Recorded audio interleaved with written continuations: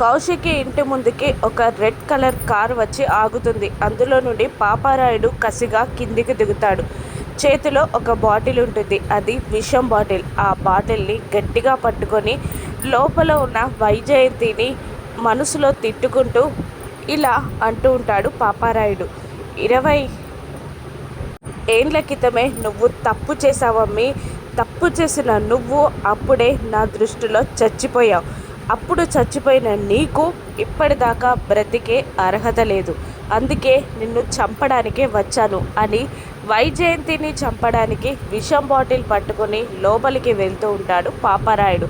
అప్పుడే జగదాత్రి కేదార్లు సరదాగా మాట్లాడుకుంటూ బయటికి వస్తూ ఉంటారు. కేదార్ చూసుకోకుండా ఆ పాపారాయుడిని ఒకరిని ఒకరు గుద్దేసుకుంటారు. దాంతో పాపారాయుడు చేతిలో ఉన్న బాటిల్ కింద పడిపోతుంది. దాంతో కంగారు పడుతూ ఉంటాడు పాపారాయుడు. కేదార్ ఆ బాటిల్ని తీసి పాపారాయుడికి అందిస్తూ సారీ మావయ్య, చూసుకోలేదు అంటుండగా పర్లేదు అంటూ ఆ బాటిల్ తీసుకొని వెళ్ళబోతూ ఉండగా బాబాయ్ గారు ఆ బాటిల్ ఏంటి అని జగదాత్రి అనుమానంగా అడుగుతూ ఉండగా అది దగ్గుమందమ్మి, వెదర్ చేంజ్ అయింది కదా అందుకే తాగడానికి తీసుకొచ్చా అంటూ ఆ బాటిల్ని పట్టుకొని కోపంగా లోపలికి వెళ్ళిపోగా మళ్ళీ మామయ్య ఎందుకు తిరిగి వచ్చాడంటావు దాత్రి అని కేదార్ అడుగుతుండగా దానికేమో తెలియదు కానీ ఏదో చెయ్యబోతున్నాడన్నది మాత్రం నిజం.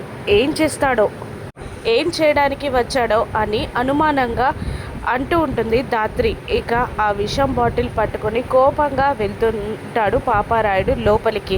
అప్పుడే ఇల్లు క్లీన్ చేసి మాప్ పట్టుకొని శ్రీవల్లి పాపారాయుడికి అడ్డంగా వస్తుంది. పాపారాయుడు చంపేసే చూపులతో శ్రీవల్లిని చూస్తూ వైజయంతి తప్పు చేస్తే పుట్టిన బిడ్డ అని మనసులో తొలిచి ఈరోజు నిన్ను మీ అమ్మని చంపేదాకా ఈ ఇంటి నుండి వెళ్ళను.